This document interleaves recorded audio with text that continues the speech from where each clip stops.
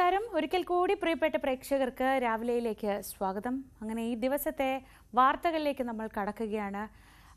രണ്ട് കാര്യങ്ങളാണ്. തെക്കൻ ജില്ലകളിൽ ഇന്ന് നല്ല മഴയ്ക്ക് സാധ്യതയുണ്ട്.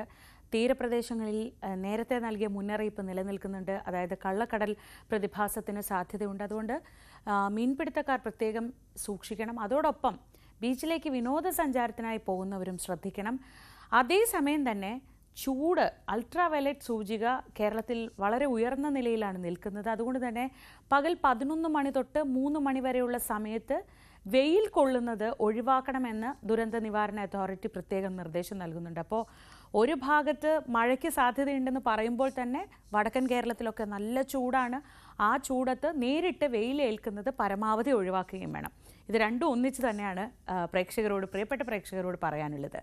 വാർത്തകളിലേക്ക് വന്നാൽ, ആശാസമരം കഴിഞ്ഞ ഒരു മാസമായി സെക്രട്ടേറിയറ്റിന് മുന്നിൽ ഈ വെയിലും മഴയും ഒക്കെ കൊണ്ട് നമ്മുടെ ഒക്കെ ആരോഗ്യ കാര്യങ്ങളെ നല്ലവണ്ണം ശ്രദ്ധിച്ചിരുന്ന ആശമാർ സമരത്തിലിരിക്കുകയാണ്. ആശമാരുടെ പ്രശ്നങ്ങൾ ആരാണ് പരിഹരിക്കേണ്ടത് എന്നതിൽ തർക്കമൊക്കെ തുടങ്ങിയിട്ട് ഒരുപാട് നാളായി. ഇന്നലെ പാർലമെന്റിലടക്കം ഇത് വളരെ വിശദമായി തന്നെ ചർച്ചയ്ക്ക് വരികയുണ്ടായി. ഷാഫി പറമ്പിൽ MP ഒക്കെ ഉൾപ്പെടെയുള്ളവർ ഈ വിഷയത്തെക്കുറിച്ച് വളരെ വിശദമായി സംസാരിക്കുകയുണ്ടായി. പക്ഷേ ഈ പ്രശ്നം ആര് പരിഹരിക്കുമെന്ന് ഇപ്പോഴും തീരുമാനമാവാത്തതിനാൽ അവർ രണ്ടാം ഘട്ട സമരത്തിലേക്ക് കടക്കാൻ പോവുകയാണ്.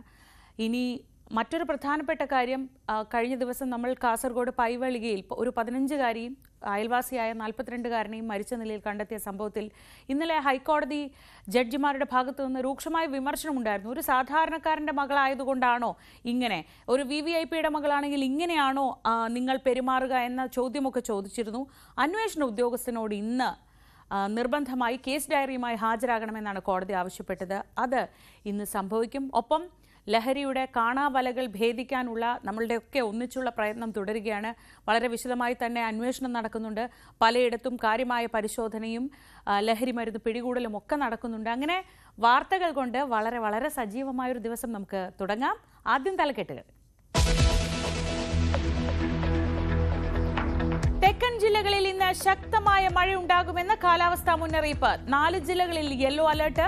തിരുവനന്തപുരം, കൊല്ലം ജില്ലകളിൽ തീരപ്രദേശത്ത് ജാഗ്രതാ നിർദ്ദേശം. കടലാക്രമണത്തിനും കള്ളക്കടൽ പ്രതിഭാസത്തിനും സാധ്യത.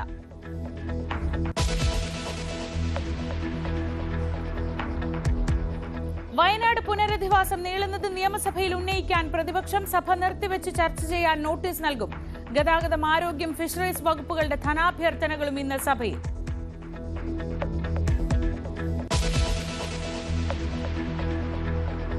ആശമാരുടെ സമരം ഇന്ന് 30ാം ദിവസം. ഒരു മാസം പിന്നിട്ടിട്ടും പരിഹാരത്തിന് ഇടപെടലില്ലാതെ സർക്കാർ. സമരം കൂടുതൽ ശക്തമാക്കാൻ തീരുമാനം. 17ാം തീയതി സെക്രട്ടേറിയറ്റ് വളയും. പാർലമെന്റിന് മുന്നിൽ ഇന്ന് UDF MPമാരുടെ പ്രതിഷേധം.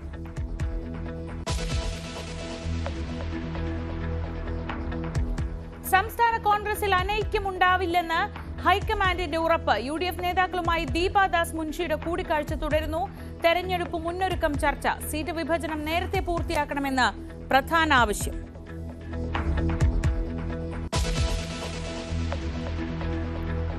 കേരള പോലീസിന് ഹൈക്കോടതിയിൽ നിർണായക ദിവസം. പൈവളികെ ആത്മഹത്യയിൽ അന്വേഷണ ഉദ്യോഗസ്ഥൻ കേസ് ഡയറിയുമായി ഹാജരാകും. നടപടി പോലീസ് എന്തെടുക്കുകയായിരുന്നു എന്ന കോടതി വിമർശനത്തിന് പിന്നാലെ കേസ് ജസ്റ്റിസുമാരായ ദേവൻ രാമചന്ദ്രന്റെയും MP സ്നേഹലതയുടെയും ബെഞ്ചിൽ.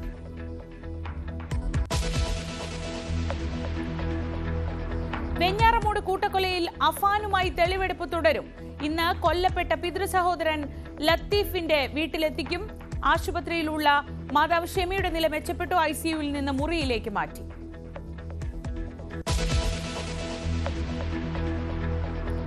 ക്ഷേത്രത്തിലെ ചില ജോലികൾ ആരുടെയും കുത്തകയല്ലെന്ന് സ്വാമി സച്ചിദാനന്ദ. ചില പ്രത്യേക ജാതിക്കാർക്ക് മാത്രം ജോലി നൽകുന്ന രീതി മാറ്റണം. കൂടൽ മാണിക്യം ക്ഷേത്ര വിവാദത്തിന്റെ പശ്ചാത്തലത്തിൽ ശിവഗിരി മഠം പ്രസിഡന്റിന്റെ അഭിപ്രായ പ്രകടനം. ന്യൂസ് 18.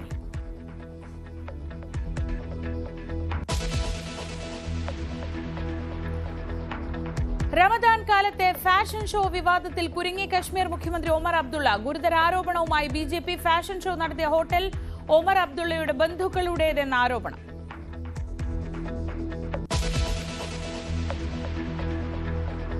ചാമ്പ്യൻസ് ലീഗ് ആദ്യ ക്വാർട്ടർ ഫൈനലിസ്റ്റുകളെ ഇന്നറിയാം. രണ്ടാം പാദ പ്രീ ക്വാർട്ടറിൽ ബയേൺ മ്യൂണിക്കിന് ലെവർകൂസൻ എതിരാളികൾ. ലിവർപൂൾ, PSG, ബാഴ്സലോണ, ബെനിഫിക്ക പോരാട്ടങ്ങളും ഇന്ന്.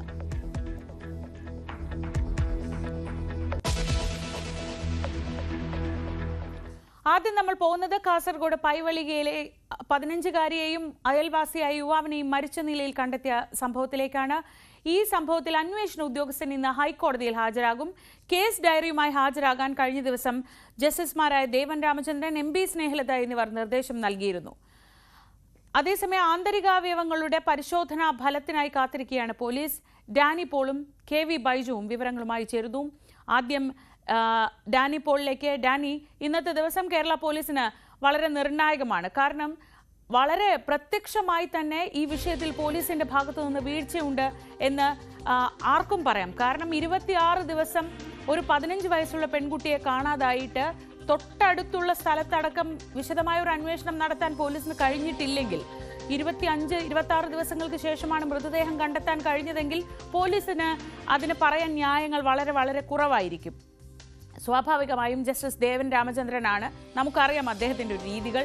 ഇന്ന് എന്താണ് കോടതിയിൽ പ്രതീക്ഷിക്കുന്നത്?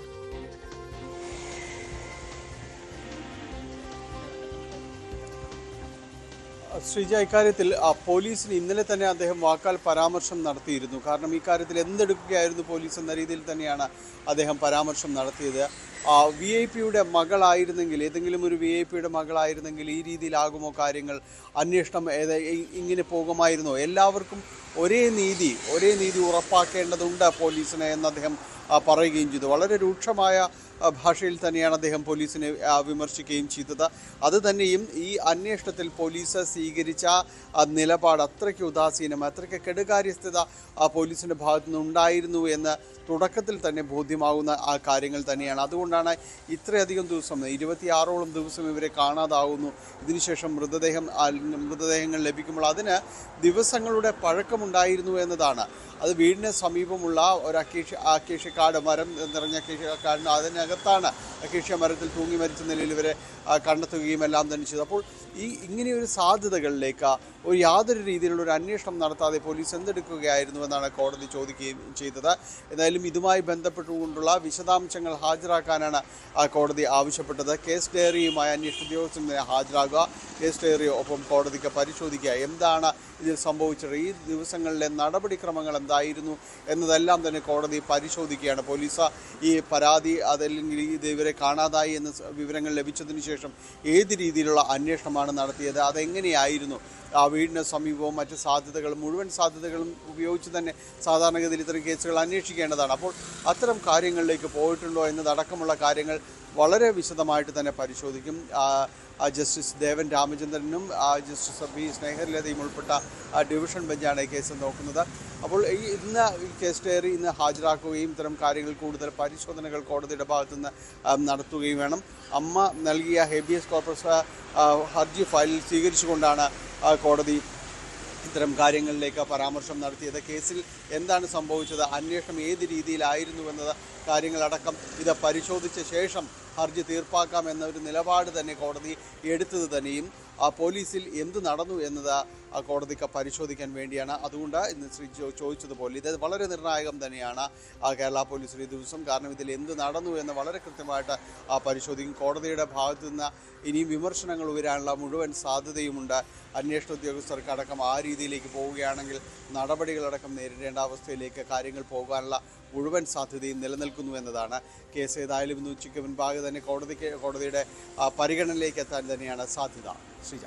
ശരി ഡാനി. KV ബൈജു കൂടി ചേരുന്നുണ്ട് കാസർഗോഡ് നിന്ന്. ബൈജു, ഈ വിഷയത്തിൽ നമ്മൾ ആദ്യ ദിവസം തൊട്ട് സംസാരിക്കുമ്പോൾ പറയുന്നുണ്ട് ഉണ്ടായ വീഴ്ചകളെ പറ്റി, അല്ലെങ്കിൽ ഒരുപക്ഷെ ആ മൃതദേഹങ്ങളോടെങ്കിലും ഒരു മര്യാദ കാണിക്കാൻ കഴിഞ്ഞിരുന്നെങ്കിൽ അത്രേ, അതുപോലും ഉണ്ടായിട്ടില്ല എന്നതാണ് ഏറെ ദുഃഖകരമായ കാര്യം. ഇനിയിപ്പോൾ ഈ ആന്തരികാവയവങ്ങളുടെ പരിശോധനയാണ്. മരണത്തിന് മറ്റു കാരണങ്ങളുണ്ടോ, പ്രാഥമികമായി പഴക്കം ഉൾപ്പെടെയുള്ള കാര്യങ്ങളിലേക്ക് ഇന്നലെ ചില വിവരങ്ങൾ വന്നിരുന്നല്ലോ. അവിടെ അന്വേഷണ സംഘം എന്താണ് കാത്തിരിക്കുന്നത്? ഈ ഹൈക്കോടതി നടപടികളെ അവരെങ്ങനെയാണ് കാണുന്നത്? തീർച്ചയായും ശ്രീജ, ഇതിൽ ആന്തരികാവയവങ്ങളുടെ പരിശോധനാ ഫലം നിർണായകമാണ്. എന്തായാലും ഒരു 15 വയസ്സുകാരിക്ക് നേരിടാൻ പറ്റാത്ത കാര്യങ്ങൾ ഇതിൽ സംഭവിച്ചിട്ടുണ്ടോ എന്നതാണ് പോലീസ് പ്രധാനമായും നോക്കുന്നത്. എന്തായാലും ചില സൂചനകൾ നമുക്ക് ലഭിക്കുന്നുണ്ടെങ്കിലും അതൊക്കെ ഈ പരിശോധനാ ഫലം എത്തിയാൽ മാത്രമേ അതിലൊരു സ്ഥിരീകരണം അല്ലെങ്കിൽ അത്തരം കാര്യങ്ങളിൽ വ്യക്തത വരൂ. എന്തായാലും പോലീസിനെ സംബന്ധിച്ചിടത്തോളം അന്വേഷണത്തിൽ ഗുരുതര വീഴ്ചയുണ്ടായി എന്നത് തന്നെയാണ് മനസ്സിലാക്കേണ്ടത്. കാരണം ഹൈക്കോടതിയുടെ ഇടപെടലോട് കൂടിയാണ് ഈ കേസിൽ ഈ തെരച്ചിലിൽ ഒരു വേഗത കൈവരിച്ചതും ഈ മൃതദേഹങ്ങൾ കണ്ടെത്താൻ ആയതും അത്രത്തോളം ദിവസം കാലതാമസം ഉണ്ടായി. അതുകൊണ്ട് തന്നെയാണ് ഇപ്പോൾ ഈ പോസ്റ്റ്മോർട്ടത്തിൽ ഈ മരണകാരണം വ്യക്തമാകാതെ പോയതും. ആ കാര്യത്തിലും ഈ പോലീസിന്റെ വീഴ്ച തന്നെയാണ് ചൂണ്ടിക്കാട്ടുന്നത്.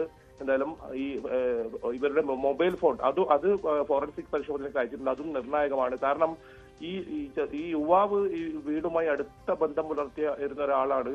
ഈ പെൺകുട്ടിയെ കാണാതായ ദിവസം തന്നെ ആദ്യം ഈ കുട്ടിയുടെ പിതാവും മാതാവും ഫോൺ വിളിക്കുന്നത് പോലും ഇയാളെയാണ്, ഈ പ്രദീപ് എന്ന് പറഞ്ഞ ആളെയാണ്.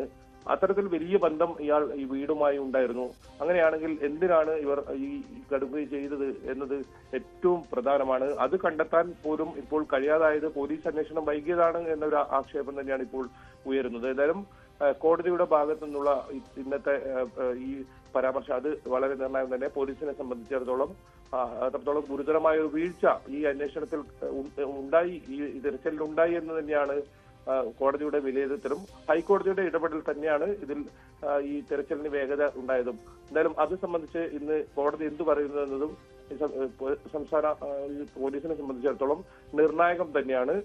അതേസമയം തന്നെ ഈ മരണകാരണം എന്താണെന്നുള്ള ഒരു ചോദ്യം ഇപ്പോഴും ഉയരുന്നുണ്ട്. ശ്രീജ, ശരി.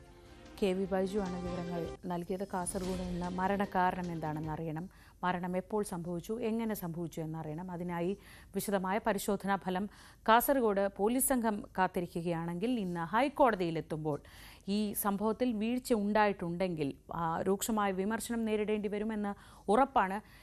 കോടതി ചോദിച്ച ആ പ്രധാനപ്പെട്ട ചോദ്യം നമ്മളെല്ലാവരും ചോദിക്കുന്നുണ്ട്. ഒരു VIP-യുടെ മകളാണെങ്കിൽ, അല്ലെങ്കിൽ ഈ കാണാതെ പോയത് ഒരു VIP കുടുംബത്തിൽ നിന്നുള്ള ഒരാളാണെങ്കിൽ ഇങ്ങനെ ആയിരിക്കുമോ? 26 ദിവസം പോലീസ് ഇങ്ങനെ തപ്പിത്തടയുമായിരുന്നോ എന്ന പ്രധാനപ്പെട്ട ചോദ്യത്തിനുള്ള ഉത്തരം ഇന്നെന്താണ് കോടതിയിൽ പോലീസ് പറയുന്നത് എന്ന് നമുക്ക് കാത്തിരിക്കാം.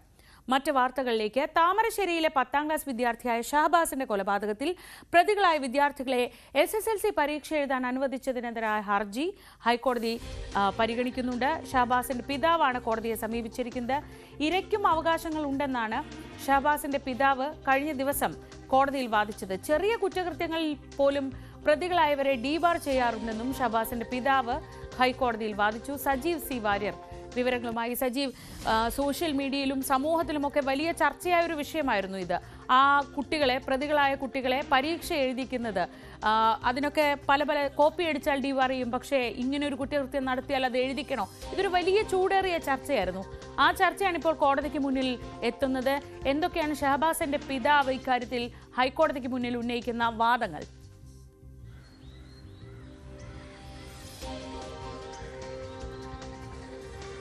ശ്രീജ, ഷഹബാസിന്റെ പിതാവ് അബ്ദുൾ റഷീദ് കഴിഞ്ഞ ദിവസമാണ് ഹർജി നൽകിയത്. ഈ ഹർജിയിൽ പറയുന്നത് പ്രധാനമായും ഒരു ഇര, അതായത് തൻ്റെ മകൻ കൊല്ലപ്പെടുന്ന സാഹചര്യമുണ്ടായി, ഇതിന് കാരണക്കാരായ കുട്ടികളെ പരീക്ഷ എഴുതിക്കുക, പോലീസ് സംരക്ഷണയിൽ പരീക്ഷ എഴുതിക്കുക, ജുവനൈൽ ഹോമിൽ പ്രത്യേകം തയ്യാറാക്കിയ പരീക്ഷാ കേന്ദ്രത്തിൽ പരീക്ഷ എഴുതിക്കുക തുടങ്ങിയ ഭരണകൂടത്തിൻ്റെ നടപടികൾ സത്യത്തിൽ മറ്റു കുട്ടികളിലും എല്ലാം തന്നെ ഒരു മോശം സന്ദേശം, ഒരു തെറ്റായ സന്ദേശം ഉണ്ടാക്കും.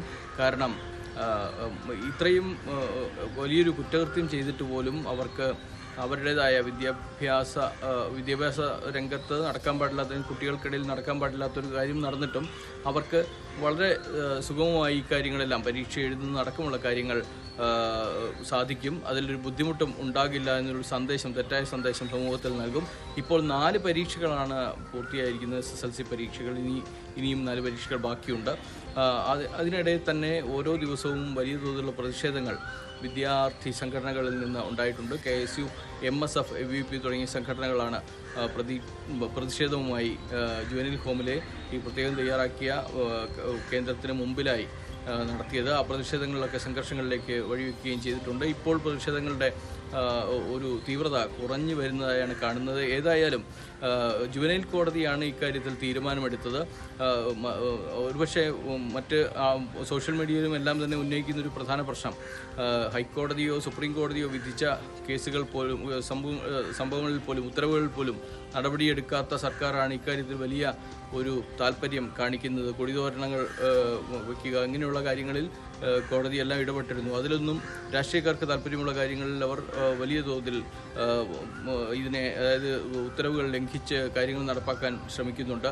ആ ഭരണകൂടമാണ് ഇവർക്ക് സംരക്ഷണം ഒരുക്കുന്നത്. ഇത് തെറ്റായ സന്ദേശം സമൂഹത്തിൽ നൽകും എന്നാണ് പറയുന്നത്. ഈ അബ്ദുൾ റഷീദും ഇത് തന്നെയാണ് കോടതിക്ക് മുമ്പിൽ ഉന്നയിക്കുന്നത്. ഏതായാലും കോടതി എങ്ങനെയാണ് ഇക്കാര്യം പരിഗണിക്കുന്നത് എന്നത് നമുക്ക് കാത്തിരുന്ന് കാണാം. ശ്രീജ.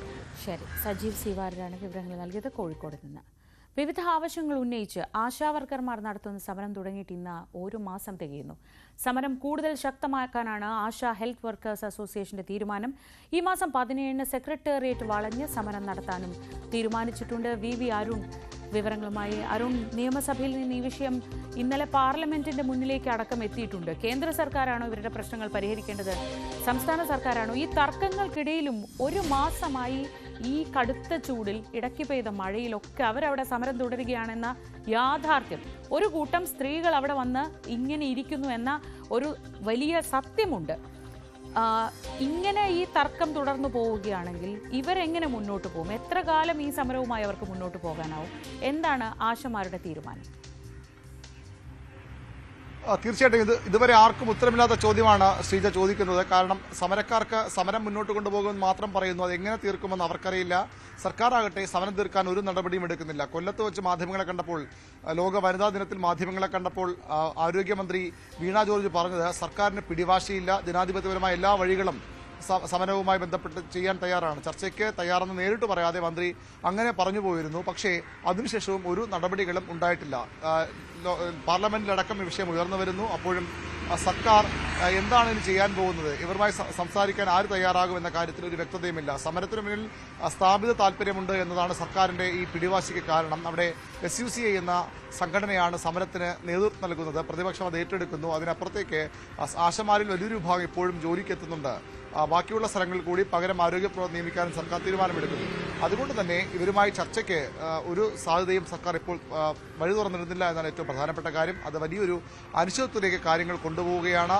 സമരം എന്ന് തീരുമെന്ന് പറയാൻ സമരക്കാർ കഴിയില്ല. എങ്ങനെ അവർ ഇത് അവസാനിപ്പിക്കുമെന്ന് അറിയില്ല. വിജയം വരെ സമരമെന്ന് പറഞ്ഞുകൊണ്ട് പല സമരങ്ങളും സെക്രട്ടേറിയറ്റ് മുന്നിൽ കണ്ടിട്ടുണ്ട്. അതിന്റെ ഗതിയാകുമോ ഇതെന്ന ആശങ്കയും പൊതുവിൽ ഉയർന്നു വരുന്നു. പക്ഷേ ഒരു തരത്തിലും പിന്മാറില്ലെന്നാണ് അവർ പറയുന്നത്. തിങ്കളാഴ്ച കുറച്ചുകൂടി സമരം ശക്തമാക്കുകയാണ്. സെക്രട്ടേറിയറ്റ് വളഞ്ഞുകൊണ്ടുള്ള സമരം ആശാ പ്രവർത്തകർ ഈ 1 മാസം പിന്നിടുമ്പോൾ സെക്രട്ടേറിയറ്റ് വളഞ്ഞുള്ള സമരത്തിനാണ് അവർ തയ്യാറെടുക്കുന്നത്. ഒരുപക്ഷെ അതൊക്കെ വലിയ സംഘർഷത്തിലേക്ക് പോകാനുള്ള സാധ്യതയുണ്ട്. അങ്ങനെയെങ്കിൽ സമരത്തിന്റെ രൂപം മാറ്റുമെന്നും അവർ പറയുന്നുണ്ട്. ഏതായാലും ആർക്കും ഉത്തരം കിട്ടാത്തൊരു ചോദ്യമായി ആശാ സമരം എങ്ങനെ അവസാനിപ്പിക്കും, എങ്ങനെ അവസാനിക്കുമെന്നത് ഇപ്പോഴും നിൽക്കുകയാണ്. ശ്രീജ.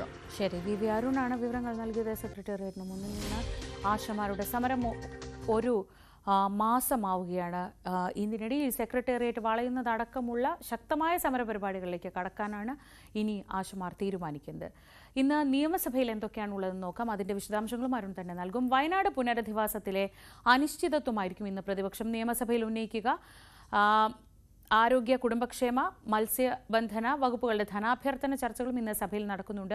വി അരുൺ തന്നെ വിവരങ്ങൾ നൽകും. അരുൺ, ഈ റൂൾ 50 നോട്ടീസായി ഈ വിഷയം കൊണ്ടുവരാൻ ശ്രമിക്കുന്നുണ്ട്. ഈ സംഭവത്തിൽ അവിടെ ഈ ദുരന്തത്തിന് ഇരയായവരടക്കം ഒരു പ്രതിഷേധത്തിലേക്കൊക്കെ പോകുമ്പോൾ സർക്കാർ ഇപ്പോഴും പറയുന്നത് കേന്ദ്രത്തിൻ്റെ ഒരു കൃത്യമായൊരു സഹായം കിട്ടാത്തതുകൊണ്ടാണ് ഇതിങ്ങനെ നീണ്ടുപോകുന്നതെന്നാണ്. പക്ഷേ ആ പ്രശ്നം പരിഹരിക്കേണ്ടതുണ്ട്. അവിടെ ഇത്രയും ദുരന്തം നടന്ന് ഇത്ര നാളായിട്ടും കൃത്യമായൊരു പുനരധിവാസ ശ്രമങ്ങൾ നടക്കുന്നില്ലെങ്കിൽ പ്രതിപക്ഷം അത് കാര്യമായ ഒരു പ്രശ്നമായി തന്നെ ഉന്നയിക്കില്ലേ? തീർച്ചയായിട്ടും വയനാട്ടിലെ മുണ്ടക്കയിലും ചൂരൽമലയിലും ദുരന്തമുണ്ടായിട്ട് 8 മാസമാകാറായിട്ടും ദുരിതബാധിതരുടെ അന്തിമ ലിസ്റ്റ് പ്രസിദ്ധീകരിക്കാത്തതും പുനരധിവാസ പ്രവർത്തകർ മന്ദഗതിയിലായതും സഭ നിർത്തി ചർച്ച ചെയ്യണം. ഇതാണ് അവിടെ നിന്നുള്ള MLA കൂടിയായ ടി സിദ്ദിഖ് നൽകിയ നോട്ടീസിൽ പറയുന്നത്. സഭയിൽ സർക്കാരിന്റെ നിലപാട് വ്യക്തമാക്കേണ്ടി വരും. നേരത്തെ തന്നെ റവന്യൂ മന്ത്രി പറഞ്ഞത് കൃത്യമായി പുനരധിവാസ പ്രവർത്തനങ്ങൾ ആരംഭിക്കും. പുനരധിവാസ പ്രവർത്തനങ്ങൾ ഈ മാസം അവസാനത്തോടുകൂടി പുനരധിവാസ പ്രവർത്തനങ്ങളുടെ ഉദ്ഘാടനം നിർവഹിക്കുമെന്ന് തന്നെയാണ് മന്ത്രി പറയുന്നത്. അതിലൊരു തരത്തിലുള്ള പിന്നോട്ട് പോക്കും ഉണ്ടാകില്ല. കൃത്യമായി തന്നെ പുനരധിവാസ പ്രവർത്തനങ്ങളുമായി മുന്നോട്ട് പോകുമെന്ന് മന്ത്രി പറയുന്നു. അപ്പോഴും ജനങ്ങൾ ആശങ്കയിലാണ്. ഇതുവരെ ഈ ലിസ്റ്റ് പ്രസിദ്ധീകരിച്ചിട്ടില്ല. ഇതുവരെ കൃത്യമായി എന്ന് തുടങ്ങാനാകുമെന്ന് സർക്കാരിന് പറയാൻ കഴിയുന്നില്ല. അങ്ങനെയുള്ളപ്പോഴും കൃത്യമായി പുനരധിവാസത്തിൽ ഒരു പ്രശ്നവും ഉണ്ടാകില്ല. ഒരു വർഷത്തിനുള്ളിൽ പുനരധിവാസം പൂർത്തിയാക്കുമെന്നാണ് സർക്കാർ പറയുന്നത്. എന്താണ് അവിടെ ഈ തടസ്സമെന്ന കാര്യത്തിൽ സർക്കാരിന് ഇന്ന് നിലപാട് സഭയിൽ പറയേണ്ടി വരും. കാരണം ഈ വിഷയം സ്വാഭാവികമായും സഭയിൽ റൂൾ 50 നോട്ടീസ് വരുമ്പോൾ അത് ചർച്ച ചെയ്യേണ്ട സാഹചര്യമുണ്ടാകും.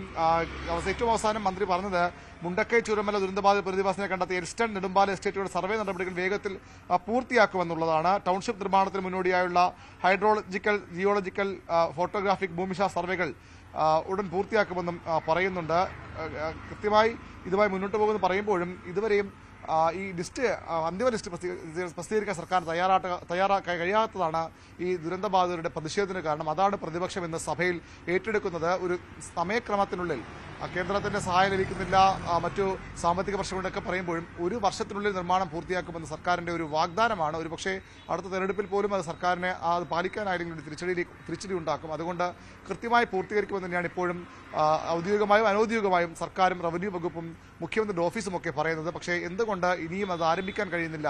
കൃത്യമായ ഒരു തീയതി ഇതിലെന്ന് പ്രഖ്യാപിക്കാനാകും, എന്ന് പുനരധിവാസ പട്ടിക, കൃത്യമായി ഗുണഭോക്താക്കളുടെ പട്ടിക എന്ന് പ്രസിദ്ധീകരിക്കാനാകുമെന്ന കാര്യത്തിലൊക്കെ ഒരു വ്യക്തത ഇന്ന് സർക്കാർ സഭയിൽ വരുത്തുമെന്നാണ് പ്രതീക്ഷിക്കുന്നത്. ശ്രീജ. വി അരുണാണ് വിവരങ്ങൾ നൽകിയത് തിരുവനന്തപുരത്ത് നിന്ന്. ഇടുക്കി പരുന്തുംപാറയിലെ ഭൂമി കയ്യേറ്റത്തിൽ നടപടി ശക്തമാക്കുകയാണ് റവന്യൂ വകുപ്പ്. വിശദമായ അന്വേഷണത്തിനായി 15 അംഗ സംഘത്തെ റവന്യൂ വകുപ്പ് നിയോഗിച്ചു. കയ്യേറ്റ ഭൂമിയിൽ സ്ഥാപിച്ച കുരിശ് ഇന്നലെ പൊളിച്ചു നീക്കിയിരുന്നു. PA സാഗർ വിവരങ്ങൾ നൽകും.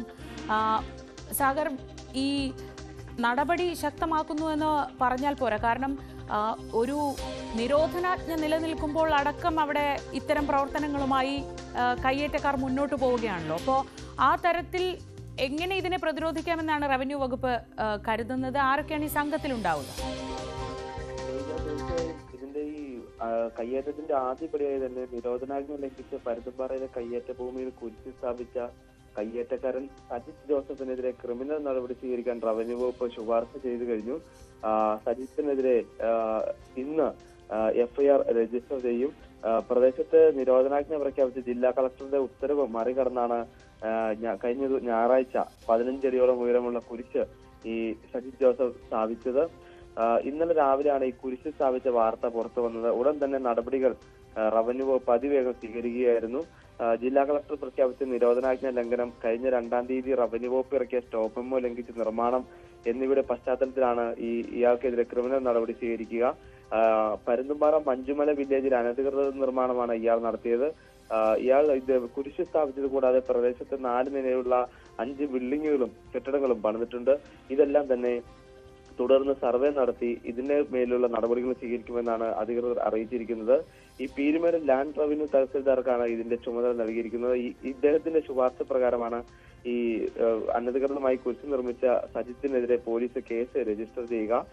ഇതുകൂടാതെ മഞ്ചുമലയ്ക്ക് പുറമെ പരുന്തുംപാറയിലും വാഗമണിലും മറ്റ് കയ്യേറ്റങ്ങളുണ്ട്. ഇതിനെതിരെ നടപടി സ്വീകരിക്കുമെന്ന് ജില്ലാ കളക്ടർ ഇന്നലെ വീഡിയോ കോൺഫറൻസിൽ റവന്യൂ മന്ത്രിയെ അറിയിച്ചിട്ടുണ്ട്. ഒപ്പം ജില്ലയിലെ കയ്യേറ്റത്തിന്റെയും അനധികൃത പാറമട ഖനനത്തിന്റെയും വിവരങ്ങളും കളക്ടർ മന്ത്രിയെ വീഡിയോ കോൺഫറൻസിൽ നേരിട്ട് ധരിപ്പിച്ചു എന്നാണ് നമുക്ക് ലഭിക്കുന്ന വിവരം. 2017 ചിന്നക്കനാലിന് സമീപം പാപ്പാത്തിച്ചോലയിൽ ഒരു സ്പിരിറ്റ് ഇൻ ജീസസ് എന്ന സംഘടന റവന്യൂ ഭൂമിയിൽ അന്ന് കുരിശ് സ്ഥാപിച്ചിരുന്നു. അന്നും റവന്യൂ വകുപ്പ് CPI ആയിരുന്നു അന്നും റവന്യൂ വകുപ്പ് ഭരിച്ചിരുന്നത്. അന്നും ഇതുപോലെ തന്നെ നടപടി ഉടൻ സ്വീകരിച്ച് ഈ കുരിശ് പിഴുതുമാറ്റുന്ന ഒരു സംഭവം ഉണ്ടായിരുന്നു. അതേ കാഴ്ച തന്നെയായിരുന്നു ഇന്നലെ നമ്മൾ കണ്ടതും. ഈ അനധികൃതമായി സ്ഥാപിച്ച കുരിശ് സ്ഥാപിച്ചെന്നൊരു കാര്യം രാവിലെ പുറത്തു വന്നതിന് ശേഷം ഉച്ച കഴിഞ്ഞ് തന്നെ ഈ കുരിശ് പൊളിക്കുന്നതിനുള്ള നടപടി പെട്ടെന്ന് തന്നെ റവന്യൂ വകുപ്പ് സ്വീകരിക്കുകയായിരുന്നു. ഈ കുരിശ് നിർമ്മാണത്തിന് റവന്യൂ വകുപ്പിൽ ചില അധികൃതരുടെ ഒത്താശ ഉണ്ടെന്നും ഒരു ആരോപണം ഉയർന്നിരുന്നു. എന്തായാലും ഈ കുരിശ് സ്ഥാപിച്ച ഇയാൾക്കെതിരെ ക്രിമിനൽ നടപടി രജിസ്റ്റർ ചെയ്യാൻ പോലീസ് ഇന്ന് തന്നെ ഇതിന് കേസ് എടുക്കുമെന്നാണ് അറിയുന്നത്. ശരി, PA സാഗറാണ് വിവരങ്ങൾ നൽകിയത് ഇടുക്കിയിൽ നിന്ന്. വിഴിഞ്ഞം തുറമുഖത്തിന്റെ 2ഉം 3ഉം ഘട്ടങ്ങളുടെ വികസനത്തിന് പാരിസ്ഥിതിക അനുമതി ലഭിച്ചതിന് പിന്നാലെ ഔദ്യോഗിക കമ്മീഷനിങ്ങും വൈകാതെ തന്നെ ഉണ്ടാവുമെന്ന് സൂചന. 2028 അടുത്ത 2 ഘട്ടങ്ങളിലെ നിർമ്മാണം പൂർത്തിയാക്കാനാകുമെന്നാണ് വിലയിരുത്തൽ. അനുബന്ധ വികസന പ്രവർത്തനങ്ങൾക്കായി 77 ഹെക്ടർ വിസ്തൃതിയിലായിരിക്കും ഭൂമി ഏറ്റെടുക്കുക. തുറമുഖ വിപുലീകരണം സംബന്ധിച്ച അനിശ്ചിതത്വങ്ങൾക്ക് കേന്ദ്ര സർക്കാരിന്റെ പാരിസ്ഥിതിക അനുമതി ലഭിച്ചതോടെ വിരാമം. മാസങ്ങളുടെ കാത്തിരിപ്പിനൊടുവിലാണ് കേന്ദ്ര പരിസ്ഥിതി മന്ത്രാലയത്തിന്റെ അനുകൂല ഉത്തരവ് സംസ്ഥാന തുറമുഖ വകുപ്പിന് ലഭിച്ചത്. പ്രധാനമന്ത്രിയുടെ ഓഫീസിൽ നിന്ന് തീയതി ലഭിച്ചാലുടൻ ഔദ്യോഗിക കമ്മീഷനിംഗ് നടക്കും. 2ഉം 3ഉം ഘട്ട വികസനത്തിന്റെ ഭാഗമായി കണ്ടെയ്നർ ടെർമിനൽ 1200 മീറ്റർ നീളത്തിലേക്ക് വിപുലീകരിക്കും. പുലിമുട്ടിന്റെ നീളം 900 മീറ്റർ കൂടി വർദ്ധിപ്പിക്കും. കണ്ടെയ്നർ സംഭരണ യാർഡിന്റെയും ബന്ധപ്പെട്ട അടിസ്ഥാന സൗകര്യങ്ങളുടെയും വികസനത്തിനൊപ്പം 1220 മീറ്റർ നീളമുള്ള മൾട്ടിപർപ്പസ് ബർത്തുകളും 250 മീറ്റർ നീളമുള്ള ലിക്വിഡ് ബർത്തുകളും ലിക്വിഡ് കാർഗോ സംഭരണ സൗകര്യങ്ങളുടെ ശേഷിയും ഏറും. 3 വർഷത്തിനകം ഈ വിപുലീകരണ പദ്ധതികൾ യാഥാർത്ഥ്യമാകുന്നതോടെ വിഴിഞ്ഞം രാജ്യാന്തര തുറമുഖ പദ്ധതിയിലൂടെ സർക്കാരിന് പ്രതീക്ഷിച്ചതിലും നേരത്തെ വരുമാനം ഉറപ്പുവരുത്താനാകുമെന്നാണ് വിലയിരുത്തൽ. തുറമുഖത്തിന്റെ മിനിമം സ്ഥാപിത ശേഷി പ്രതിവർഷം 30 ലക്ഷം കണ്ടെയ്നറാണ്. ഓട്ടോമേറ്റഡ് സംവിധാനങ്ങൾ ഉപയോഗിക്കുന്നത് വഴി ഇത് പ്രതിവർഷം 45 ലക്ഷം വരെയായി ഉയർത്താൻ സാധിക്കുമെന്നാണ് വിലയിരുത്തൽ. അടുത്ത ഘട്ടങ്ങളുടെ വികസനം പൂർത്തിയാകുന്നതോടെ ദക്ഷിണേന്ത്യയിലെ ഏറ്റവും കൂടുതൽ സ്ഥാപിത ശേഷിയുള്ള കണ്ടെയ്നർ ടെർമിനലായി വിഴിഞ്ഞം തുറമുഖം മാറുമെന്ന് അദാനി ഗ്രൂപ്പ് വ്യക്തമാക്കി. 2ഉം 3ഉം 4ഉം ഘട്ടങ്ങളുടെ വികസനത്തിനായി 10,000 കോടി രൂപയുടെ ചെലവാണ് പ്രതീക്ഷിക്കുന്നത്. ന്യൂസ് 18 തിരുവനന്തപുരം. ക്ഷേത്രത്തിലെ ചില ജോലികളിൽ ചില പ്രത്യേക ജാതിക്കാർക്ക് മാത്രമായി ജോലികൾ നൽകുന്ന രീതി മാറ്റണമെന്ന് ശിവഗിരി മഠം പ്രസിഡന്റ് സ്വാമി സച്ചിദാനന്ദ. ക്ഷേത്ര ജോലികൾ ആരുടെയും കുത്തകയല്ല, അത് മാറണം. ന്യൂസ് 18 ഡിബേറ്റിൽ സംസാരിക്കുകയായിരുന്നു സ്വാമി സച്ചിദാനന്ദ. ഇന്നലെ ചെയ്തൊരബദ്ധം മൂടർക്ക് ഇന്നത്തെ ആചാരമാകാം, നാളത്തെ ശാസ്ത്രമതാകാം. അതിൽ മൂളായിക സമ്മതൻ രാജൻ എന്ന് കുമാരനാശാൻ എഴുതിയതുപോലെ ഏതെങ്കിലും വിധികൾ ഇന്ന ആളുകൾക്ക് പരമ്പരാഗതമായി വിധിച്ചിട്ടുണ്ടെങ്കിൽ അതൊക്കെ കാലഘട്ടത്തിൻ്റെ മാറ്റമനുസരിച്ച് തിരുത്തപ്പെടണം. സംസ്ഥാന കോൺഗ്രസിനുള്ളിൽ ഇനി അനൈക്യമുണ്ടാവില്ലെന്ന് UDF ഘടകകക്ഷികൾക്ക് ഹൈക്കമാൻഡിന്റെ ഉറപ്പ്. കേരളത്തിന്റെ ചുമതലയുള്ള ACC ജനറൽ സെക്രട്ടറി ദീപാദാസ് മുൻഷിയാണ് ഘടകകക്ഷി നേതാക്കൾക്ക് ഇക്കാര്യത്തിൽ ഉറപ്പ് നൽകിയത്.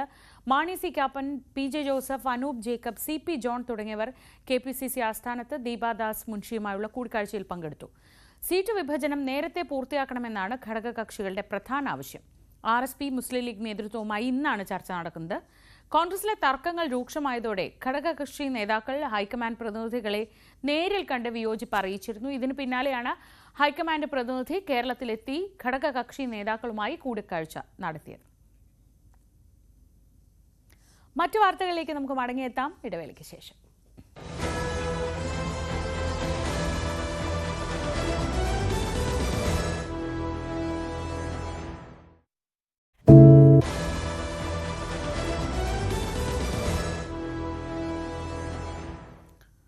പ്രതിഷേധക്കൊടിയുമായി കൂടുതൽ നേതാക്കൾ.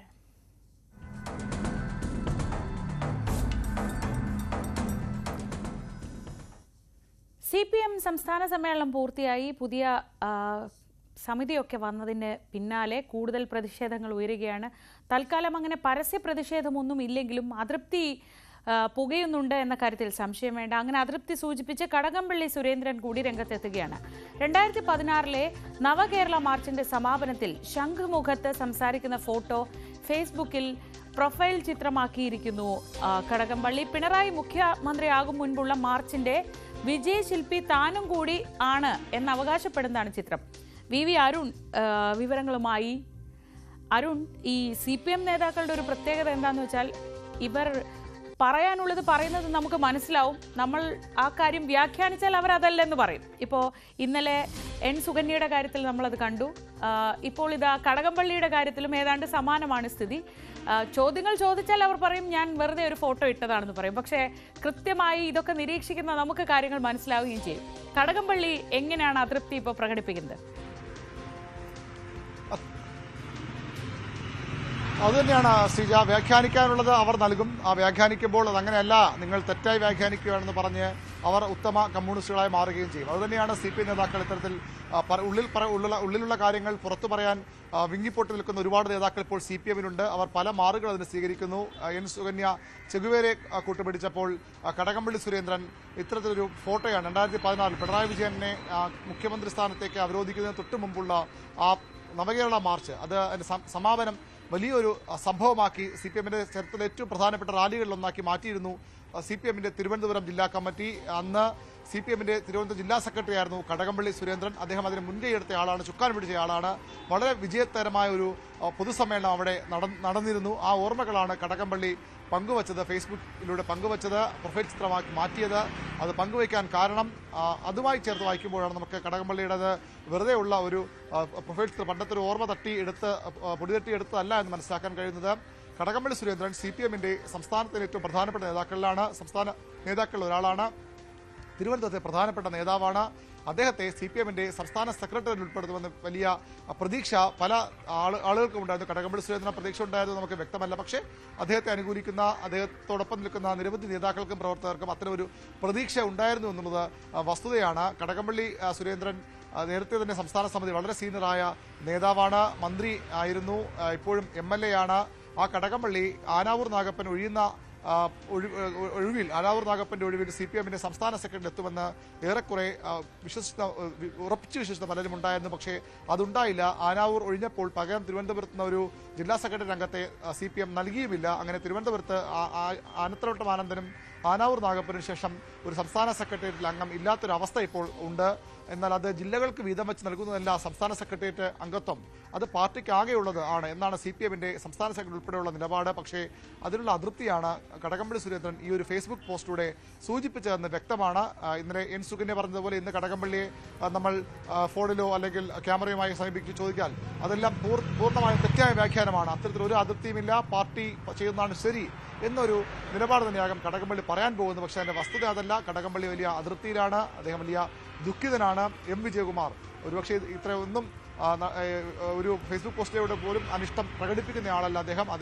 84-ൽ CPM-ന്റെ സംസ്ഥാന സമിതിയിൽ വന്നയാളാണ്. 4 പതിറ്റാണ്ടിലേറെയായി ഒരേ ഘടകത്തിൽ CPM-ന്റെ സംസ്ഥാന സമിതി തുടരുന്ന നേതാവാണ്. അദ്ദേഹത്തിന് ശേഷം വന്നവരാണ് പിണറായി ഒഴികെയുള്ള മുഴുവൻ സംസ്ഥാന സമിതി അംഗങ്ങളും. അവരിൽ ചിലർ CPM-ന്റെ സംസ്ഥാന സെക്രട്ടറിയിലേക്ക് വന്നു, ചിലർ കേന്ദ്ര കമ്മിറ്റിയിലേക്ക് വന്നു, ചിലർ പോളിറ്റ് ബ്യൂറോയിലേക്ക് വന്നു, പലരും സംസ്ഥാന സെക്രട്ടറിമാരായി, ചിലരെങ്കിലും പാർട്ടിയിൽ നിന്ന് വിരമിക്കലുമായി പുറത്തേക്ക് പോവുകയും ചെയ്തു. അപ്പോഴും M. വിജയകുമാർ ഇത്രയും വർഷമായി 41 വർഷത്തിലേറെയായി CPM-ന്റെ സംസ്ഥാന സമിതി അംഗമെന്ന ഒറ്റ പദവിയിൽ തുടരുകയാണ്. അതിൽ ചില സാമൂഹ്യ മാധ്യമ പോസ്റ്റുകളൊക്കെ ഇന്നലെയൊക്കെ പുറത്തു വന്നിരുന്നു. M. വിജയകുമാറിനെ എന്തുകൊണ്ട് പരിഗണിക്കുന്നില്ല, എന്തുകൊണ്ട് അദ്ദേഹത്തെ ഇങ്ങനെ തരം താഴ്ത്തിയിട്ടിരിക്കുന്നു, അദ്ദേഹത്തിനും ഏതാണ്ട് 75 ദിവസം അടുക്കുന്ന നേതാവാണ്, അദ്ദേഹത്തിനും ഇനി ഒരു അവസരം സംസ്ഥാന സെക്രട്ടറി ഉണ്ടാകില്ല. അങ്ങനെ എണ്ണിയാൽ അനവധി നേതാക്കളുണ്ട്. അവർ ചിലരൊക്കെ പരസ്യമായി, പത്മകുമാറിനെ പോലെ പരസ്യമായി വരുന്ന അപൂർവം ചിലരേ ഉള്ളൂ. ബാക്കിയുള്ളവരൊക്കെ ഈ അമർഷം തങ്ങളുടെ ദുഃഖം സാമൂഹ്യ മാധ്യമ കുറിപ്പിലൂടെ പ്രകടിപ്പിക്കുന്നു. M. വിജയകുമാറിനെ പോലെ മറ്റു ചിലരാകട്ടെ ഒരിടത്തും പരാതി പറയാതെ പാർട്ടിയുമായി ചേർന്ന് പോകുന്നു. അതുതന്നെയാണ് CPM-ന്റെ ഒരു ശൈലിയും. ഏതായാലും ഇത്തരം അമർഷമുള്ളവർ ഇനിയും ധാരാളമുണ്ട്. അത് ഏതൊക്കെ രൂപത്തിൽ പുറത്തു വരുമെന്ന് കാത്തിരുന്നു കാണേണ്ടതുമാണ്. അരുൺ, അതായത് പരസ്യ പ്രതിഷേധത്തിന് ഇപ്പോൾ പത്മകുമാർ നേരത്തെ തന്നെ ഒരു ഇടഞ്ഞു നിൽക്കുന്ന ആളായിരുന്നു. അല്ലെങ്കിൽ പത്മകുമാറിന്റെ കാര്യത്തിൽ നേതാക്കൾക്കൊക്കെ പണ്ടേ സംശയമുണ്ടായിരുന്നു, അദ്ദേഹം ഇവിടെ തന്നെ നിൽക്കുമോ എന്ന കാര്യത്തിൽ പോലും ഉറപ്പുണ്ടായിരുന്നില്ല. പക്ഷേ ഈ അച്ചടക്കമുള്ള മുതിർന്ന നേതാക്കളൊക്കെ എന്തായാലും തൽക്കാലം ഈ പ്രതിഷേധം ഉള്ളിലൊതുക്കി ഇങ്ങനെയൊക്കെ അങ്ങ് പോകും, അല്ലാതെ ഒരു പരസ്യ പ്രതിഷേധത്തിലേക്ക് എന്തായാലും കാര്യങ്ങളൊന്നും പോവില്ല. അങ്ങനെയാണോ മനസ്സിലാക്കേണ്ടത്? ഇപ്പോൾ P. ജയരാജൻ ഈ സമ്മേളനം കഴിഞ്ഞ ആദ്യ കമ്മിറ്റിയിൽ തന്നെ തന്റെ പ്രതിഷേധം അറിയിച്ചു, കാര്യമായി തന്നെ അറിയിച്ചു എന്ന സൂചനകളൊക്കെ പുറത്തു വരുന്നുണ്ടല്ലോ.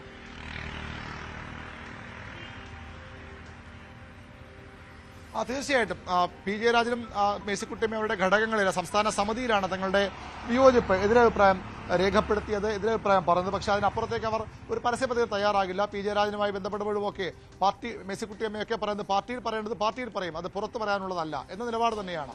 അതുകൊണ്ട് തന്നെ അത്തരം പ്രതികരണങ്ങൾ അവരിൽ നിന്ന് ഉണ്ടാകില്ല എന്നുള്ളത് വ്യക്തമാണ്. മറ്റു പല നേതാക്കൾക്കും ഇത്തരം അതിർത്തി ഉണ്ടെങ്കിൽ പോലും അവരും ഈ പരസ്യപദ്ധതികളുമായി രംഗത്ത് വരില്ല. അവർ ഒരുപക്ഷെ വീണ്ടും സംസ്ഥാന സമിതിയൊക്കെ ചേരുമ്പോൾ തങ്ങളുടെ നിലപാട് പറഞ്ഞേക്കാം. അതിനപ്പുറത്തേക്ക് ജില്ലാ ഘടകങ്ങളിൽ കാര്യങ്ങൾ ചർച്ച ചെയ്യുമ്പോൾ ഒരുപക്ഷെ വിമർശനം ഉയർന്നു വന്നേക്കാം. P. ജയരാജനെ വലിയൊരു ആരാധക വൃന്ദമുള്ള നേതാവാണ്. ഒരുപക്ഷെ അദ്ദേഹത്തിന്റെ ഈ പാർട്ടിയിലെ വളർച്ച തടഞ്ഞതും ഈ ആരാധക വൃന്ദത്തിന്റെ അതിരുകടന്ന ഇടപെടലുകൾ തന്നെയെന്നും കൂടി പറയേണ്ടി വരും. അങ്ങനെയുള്ള നേതാക്കളൊക്കെ പാർട്ടിയിൽ മാത്രം വിഷയങ്ങൾ പറഞ്ഞു പോകും. അണികൾക്ക് വലിയ വിഷമമുണ്ട്. അവർ അത് സാമൂഹ്യ മാധ്യമങ്ങളിലൂടെയും അല്ലെങ്കിൽ കീഴ്ഘടകങ്ങളിലെ ചർച്ചകളിലൂടെയൊക്കെ തീർക്കും. അതിനപ്പുറത്തേക്കൊരു പൊട്ടിത്തെറി വിഷയത്തിൽ CPI പ്രതീക്ഷിക്കേണ്ട. പത്മകുമാർ ഒറ്റപ്പെട്ട സംഭവമായി മാത്രമേ ഈ ഘട്ടത്തിൽ കാണാൻ കഴിയൂ. മനസ്സിൽ വിഷമമുള്ള ആളുകൾ, മനസ്സിൽ വ്യത്യസ്ത അഭിപ്രായമുള്ള ആളുകൾ ഒന്നുകിൽ പാർട്ടിയിൽ പറയും, അല്ലെങ്കിൽ അവർ ഇത്തരത്തിലുള്ള സാമൂഹ്യ മാധ്യമങ്ങളിലൂടെ ആർക്കും മനസ്സിലാക്കാൻ കഴിയുന്നതിനാൽ പിന്നീട് അത് അവർ ഓൺ ചെയ്യാൻ അവർക്ക് പോലും പറ്റാത്ത തരത്തിലുള്ള ചില സൂചനകളായി മാത്രം അവരുടെ പ്രതിഷേധങ്ങൾ ഒടുങ്ങാനാണ് സാധ്യത. ശരി, CPM നേതാക്കളെയൊക്കെ നമുക്കറിയാവുന്നതുകൊണ്ട് ഈ ഡീകോഡിംഗ് അത് മാധ്യമപ്രവർത്തകർക്കും അല്ലെങ്കിൽ പൊതുസമൂഹത്തിനും വിട്ട് നേതാക്കൾ അവരുടെ പ്രതിഷേധം അങ്ങനെയൊക്കെ പ്രകടിപ്പിച്ച് തൽക്കാലം അങ്ങ് പോകും എന്ന് തന്നെയാണ് നമ്മൾ പ്രതീക്ഷിക്കുന്നത്. പക്ഷേ പത്മകുമാറിൻ്റെ കാര്യത്തിൽ അങ്ങനെ ആയിരുന്നില്ല. അദ്ദേഹം ആദ്യം സമ്മേളനം കഴിഞ്ഞ ഉടൻ തൻ്റെ പ്രതിഷേധം ഒരു ഫേസ്ബുക്ക് പോസ്റ്റിലൂടെ പ്രകടിപ്പിച്ചു, അത് പിൻവലിച്ചു. പക്ഷേ ഇന്നലെ തൻ്റെ മുന്നിലെത്തിയ മാധ്യമങ്ങളോട് കൃത്യമായ പ്രതിഷേധം പ്രകടിപ്പിക്കുക തന്നെയാണ് ചെയ്തത്. ഇതിന് തൊട്ടു പിന്നാലെയായിരുന്നു ഇന്നലെ നാടകീയമായി BJP നേതാക്കൾ പത്മകുമാറിന്റെ വീട്ടിലെത്തി കൂടിക്കാഴ്ച നടത്തിയത്. ഇതിൽ പക്ഷേ CPM പത്തനംതിട്ട ജില്ലാ നേതൃത്വത്തിന് വലിയ അതൃപ്തിയുണ്ട്. നാളെ ചേരുന്ന ജില്ലാ കമ്മിറ്റി യോഗം വീണ ജോർജിനെ ക്ഷണിതാവാക്കിയതിനെതിരെയുള്ള പത്മകുമാറിന്റെ പരസ്യ പ്രതികരണങ്ങളൊക്കെ ചർച്ച ചെയ്യും. പക്ഷേ താൻ വീട്ടിലില്ലാത്ത സമയത്താണ് BJP നേതാക്കൾ എത്തിയതെന്നും SDPIയിൽ ചേർന്നാലും BJPയിൽ ചേരില്ല എന്നുമായിരുന്നു പത്മകുമാറിന്റെ പ്രതികരണം. ശശി നാരായണൻ വിവരങ്ങളുമായി പത്തനംതിട്ടയിൽ നിന്ന്. ശശി, ഇത്തരം പ്രഖ്യാപനങ്ങളൊക്കെ നമ്മൾ ഒരുപാട് കേട്ടിട്ടുള്ളതാണ്, അതുകൊണ്ട് അതിൽ കാര്യമില്ല. പക്ഷേ ഇത്തരത്തിൽ ഗൗരവമുള്ള ചർച്ചകൾ വല്ലതും താഴെ തട്ടിൽ നടക്കുന്നുണ്ടോ, അല്ലെങ്കിൽ അണിയറയിൽ നടക്കുന്നുണ്ടോ? ഇന്നലെ അങ്ങനെ വിളിക്കാതെ അല്ലെങ്കിൽ അറിയിപ്പില്ലാതെ BJP നേതാക്കൾ കയറി ചെന്ന് പത്മകുമാറിന്റെ വീട്ടിൽ ചെന്ന് അങ്ങനെ ഒരു ചർച്ച നടത്തുമെന്ന് പ്രതീക്ഷിക്കാൻ കഴിയുമോ?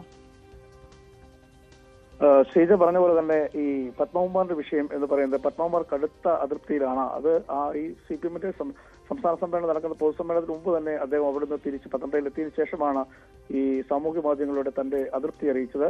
എന്തായാലും 52 വർഷത്തെ പാർട്ടിയിലെ പ്രവർത്തന പാരമ്പര്യമുള്ള തന്നേക്കാൾ 9 വർഷം മാത്രം പ്രവൃത്തി പരിചയമുള്ള വീണ ജോർജിനെ സംസ്ഥാന സമിതിയിൽ ക്ഷണിതാവായി ഉൾപ്പെടുത്തിയതിലുള്ള പ്രതിഷേധം അതൃപ്തിയുമാണ് പത്മകുമാർ ഇന്നലെയും 2 ദിവസങ്ങളായി ഈ അദ്ദേഹം ഈ സാമൂഹ്യ മാധ്യമങ്ങളിലൊക്കെ പറയുകയും ഒപ്പം പരസ്യ പ്രതികരണത്തിന് മാധ്യമങ്ങളുടെ മുന്നിൽ തുറന്നു പറയുന്ന രീതിയിലേക്ക് വന്നത് അത് പാർട്ടിയുടെ കീഴ്വഴങ്ങൾക്ക് എതിരാണ് എന്നുള്ള കാര്യമാണ്. നേരത്തെ മുൻകാലങ്ങളിലൊക്കെ പാർട്ടി സ്വീകരിച്ച നടപടിക്ക് വിരുദ്ധമായി അനർഹർ പാർട്ടിയിൽ, അതായത് സംഘടനാപരം ഓരോ ഘടകത്തിലും ആളുകളെ എടുക്കേണ്ട രീതിയിൽ നിന്ന് വിപരീതമായി ആളുകളെ എടുക്കുന്നു എന്നുള്ളൊരു പ്രതിഷേധം ആണ് പത്മകുമാർ പറഞ്ഞത്. എന്തായാലും അതുമായി ബന്ധപ്പെട്ട് ഉണ്ടായ വാർത്തകളുടെ അടിസ്ഥാനത്തിലാണ് ഇന്നലെ CPMന്റെ ജില്ലാ സെക്രട്ടറി രാജു അബ്രഹാമും ജില്ലാ കമ്മിറ്റി അംഗമായ ഹർഷകുമാറും പത്മകുമാറിന്റെ വീട്ടിലെത്തി അരമണിക്കൂറോളം ചർച്ച നടത്തി വിഷയം പരിഹരിക്കാനുള്ള ഒരു അനുനയ നീക്കം തന്നെ ഇന്നലെ ഉണ്ടായി എന്ന് പറയാം. പക്ഷേ പത്മകുമാർ കടുത്ത നിലപാടുമായി മുന്നോട്ട് പോവുകയാണ്. തനിക്ക് പറയാനുള്ള കാര്യങ്ങളെല്ലാം താൻ പറഞ്ഞിട്ടുണ്ട്.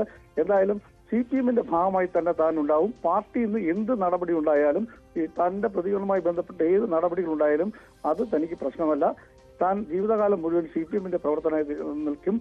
ബ്രാഞ്ചിലേക്ക് തരം താഴ്ത്തി ഒരുപക്ഷെ പാർട്ടിയിൽ പുറത്താക്കിയ പോലും CPMന്റെ അനുഭാവിയായി തന്നെ ആയിരിക്കും താൻ തുടരുക എന്നുള്ള കാര്യമാണ് ഈ ജില്ലാ സെക്രട്ടറി വന്നതിന് ശേഷവും പത്മകുമാർ വ്യക്തമാക്കിയത്.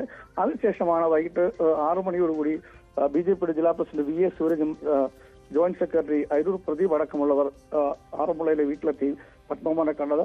പത്മകുമാർ ആ സമയം വീട്ടിലെന്നാണ് നമ്മളോട് പറഞ്ഞത്. എന്തായാലും SDPയിൽ പോയാലും BJPയിൽ പോകില്ല എന്നാണ് നമ്മൾ ഈ സംഭവവുമായി ബന്ധപ്പെട്ട് വിളിച്ചു ചോദിക്കുമ്പോൾ പറഞ്ഞത്. അത്തരത്തിൽ ഒരു നിലപാടുമായി ഇപ്പോഴും പത്മകുമാർ നിൽക്കുന്നു. തനിക്ക് പറയാനുള്ള കാര്യങ്ങൾ കൃത്യമായി പറഞ്ഞിട്ടുണ്ട്. അത് താൻ മാത്രമാണ് അത് പറഞ്ഞത്, അതൃപ്തി രേഖപ്പെടുത്തി എല്ലാവർക്കും വേണ്ടിയാണ് പറഞ്ഞത് എന്നുള്ള രീതിയിലാണ്. പാർട്ടിയുടെ കീഴ്വഴക്കങ്ങൾക്കനുസരിച്ച് പാർട്ടിയുടെ നടപടി ഉണ്ടാകും എന്നുള്ള പൂർണ്ണമായ വിശ്വാസം തനിക്കുണ്ടാകുമെന്നും ഒരു കമ്മ്യൂണിസ്റ്റുകാരൻ ഇത്തരത്തിൽ പരസ്യ പ്രതികരണം നടത്താൻ പാടില്ല എന്ന് അറിഞ്ഞുകൊണ്ട് തന്നെയാണ് താൻ ഇതെല്ലാം പറഞ്ഞതെന്നും പത്മകുമാർ പറയുന്നു. എന്തായാലും വീണ ജോർജിനെ ഈ മന്ത്രി എന്ന നിലയ്ക്കാണ് പാർട്ടിയിൽ ഇപ്പോൾ ഉൾപ്പെടുത്തിയിട്ടുള്ളത്, സംസ്ഥാന സമിതി ഉൾപ്പെടുത്തിയിട്ടുള്ളതാണ് ജില്ലാ സെക്രട്ടറി രാജു അബ്രഹാം പറഞ്ഞത്. അത് മുൻപും ഉണ്ടായിട്ടുണ്ട്. അതൊരു കീഴ്വഴക്കമാണ്. അതിൽ പ്രതിഷേധിക്കേണ്ട കാര്യമില്ല, അതിൽ അത്ര അതൃപ്തി രേഖപ്പെടുത്തേണ്ട കാര്യമില്ല എന്നുള്ള കാര്യം കൂടി ജില്ലാ സെക്രട്ടറി പറഞ്ഞു. എന്തായാലും നാളെ നടക്കുന്ന ജില്ലാ കമ്മിറ്റിയിൽ പത്മകുമാർ ഉന്നയിച്ച വിഷയങ്ങൾ അത് ചർച്ച ചെയ്യും. അത് സംസ്ഥാന നേതൃത്വത്തിന്റെ സാന്നിധ്യത്തിലായിരിക്കും ചർച്ച നടക്കുക. അത്തരമൊരു അനുനയ നീക്കം പാർട്ടി മുന്നോട്ട് വെക്കുന്നുണ്ട്. എന്തായാലും പത്മകുമാർ സീനിയർ നേതാവാണ്, ജില്ലയിൽ അറിയപ്പെടുന്ന നേതാവാണ്. അതുകൊണ്ട് തന്നെ പാർട്ടിക്കൊപ്പം പത്മകുമാർ കാണും എന്നൊരു പ്രതീക്ഷ CPM-നുണ്ട്. പക്ഷേ ഇതെല്ലാം ഘടകം മറിഞ്ഞാണ് ഇന്നലെ BJP നേതാക്കൾ വന്നതോടുകൂടി തന്നെ ജില്ലാ കമ്മിറ്റിയിലെ ജില്ലാ നേതാക്കന്മാർക്ക് തന്നെ ഒരു അതൃപ്തി പത്മകുമാറിനോട് ഉണ്ടായിട്ടുണ്ട്. അതിന്റെ ഭാഗമായി ശക്തമായ ഒരു നടപടി ഈ സംഭവവുമായി ബന്ധപ്പെട്ട് പ്രതികരണവുമായി ബന്ധപ്പെട്ട് ഉണ്ടാകാൻ സാധ്യതയുണ്ട്. അത് ഏത് തരത്തിലായിരിക്കും എന്ന കാര്യത്തെ കുറിച്ച് വ്യക്തതയില്ല. ആ കടുത്ത നടപടി എന്തായാലും അത് താൻ പ്രതീക്ഷിക്കുന്നുണ്ട്. കമ്മ്യൂണിസ്റ്റ് പാർട്ടി അങ്ങനെയാണ്. ശശി, ആ നടപടി എടുക്കുകയാണെങ്കിൽ ആ വഴി അങ്ങ് പുറത്തേക്ക് പോകാം. താനായിട്ട് ഇറങ്ങിപ്പോയില്ല, നടപടി എടുത്തു, പുറത്തേക്ക് പോകാം. അങ്ങനെ ഒരു കടുത്ത നിലപാടുണ്ട് എന്ന് വേണമെങ്കിൽ സംശയിച്ചൂടെ? ശ്രീജ പറഞ്ഞ രീതിയിൽ വേണമെങ്കിൽ അത്തരത്തിൽ സംശയിക്കാൻ കാരണമുണ്ട്. കാരണം നേരത്തെ ഈ ഫേസ്ബുക്ക് പോസ്റ്റ് ഇട്ട സമയത്ത് തന്നെ BJP-യുടെ പ്രാദേശിക തലത്തിലുള്ള നേതാക്കളും ഒക്കെ പത്മകുമാറിന് അനുകൂലമായ രംഗത്ത് വന്നിരുന്നു.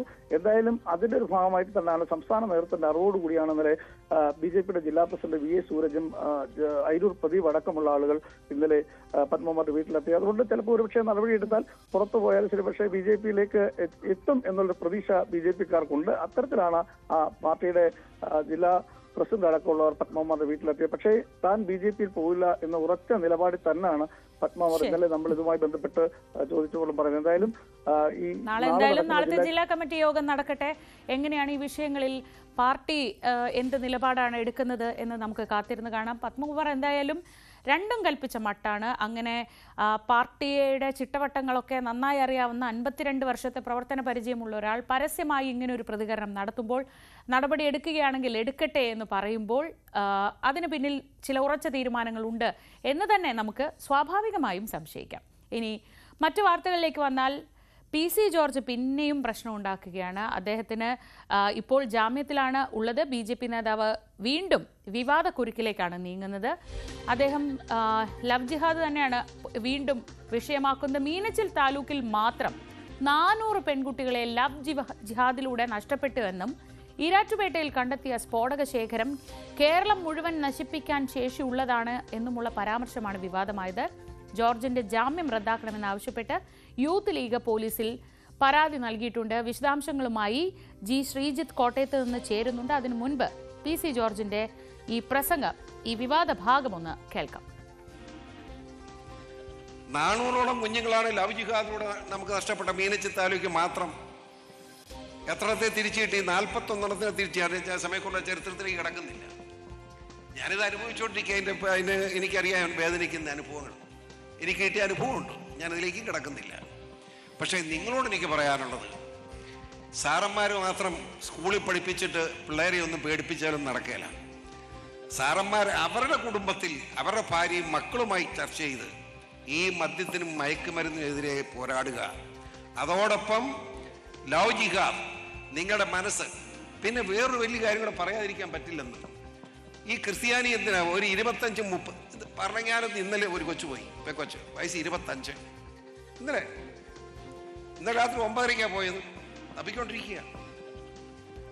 ഞാൻ ചോദിക്കട്ടെ, 25 വയസ്സ് വരെ ആ പെൺകുച്ചിനെ പിടിച്ചു വെച്ചാൽ അപ്പനിട്ട് അടി കൊടുക്കണ്ടേ? എന്നാ അതിനെ കെട്ടിച്ചുവിടാഞ്ഞ്? നമ്മൾ ചർച്ച ചെയ്യേണ്ട ഒരു പ്രശ്നമാണ് അത്. എന്നോട് ക്ഷമിക്കണം ഞാനിത് പറയുമ്പോൾ. ഒരു 18-19 വയസ്സായി പഠിച്ചുകൊണ്ടിരിക്കുകയാണ്. ഒരു 22-23 വയസ്സാകുമ്പോൾ ആ കുഞ്ഞിനെ കെട്ടിച്ചു വിടണ്ടേ? ആ മര്യാദ കാണിക്കണ്ടേ? 25 വയസ്സാകുമ്പോൾ എനിക്ക് തോന്നൂല പെണ്ണുങ്ങളെ കാണുമ്പോൾ ഒരു സന്തോഷം. അപ്പോൾ ഒരു പെൺകൊച്ചിനെ ആണുങ്ങളെ കാണുമ്പോൾ സന്തോഷം തോന്നുകയല്ലേ? ഇത് റിയാലിറ്റിയാണ്. G ശ്രീജിത്ത് വിവരങ്ങളുമായി കോട്ടയത്ത് നിന്ന്. ശ്രീജിത്ത്, ഈ മനുഷ്യൻ ഇത് ഏത് കാലത്താണ് ജീവിക്കുന്നതെന്നൊക്കെ ചോദിക്കാൻ പെട്ടെന്ന് ആദ്യം തോന്നുന്ന ചോദ്യം അതാണ്. പക്ഷെ അതവിടെ നിൽക്കട്ടെ. അതിനപ്പുറത്ത് ജാമ്യത്തിൽ നിൽക്കുന്ന ഒരാളാണ്. ഇത്തരത്തിലുള്ള വിവാദ പരാമർശങ്ങളിൽ വർഗീയ സംഘർഷമുണ്ടാക്കുന്ന, സമൂഹത്തിൽ വർഗീയ ചേരിതിരിവുണ്ടാക്കുന്ന തരം പരാമർശങ്ങളിൽ കേസെടുത്ത് ജാമ്യത്തിൽ നിൽക്കുന്ന ഒരു മനുഷ്യനാണ് വീണ്ടും ഇതേ രീതിയിലുള്ള പരാമർശങ്ങൾ തുടരുന്നത്. ഈ ജാമ്യം റദ്ദാക്കുന്നത് അടക്കമുള്ള നടപടികൾ വേണമെന്ന് യൂത്ത് ലീഗ് നിലവിൽ തന്നെ ആവശ്യപ്പെട്ട് കഴിഞ്ഞല്ലോ. ഇത് കൃത്യമായി PC ജോർജ് വീണ്ടും കുരുക്കിലേക്ക് പോകുന്നു എന്ന് വേണ്ടേ മനസ്സിലാക്കാൻ?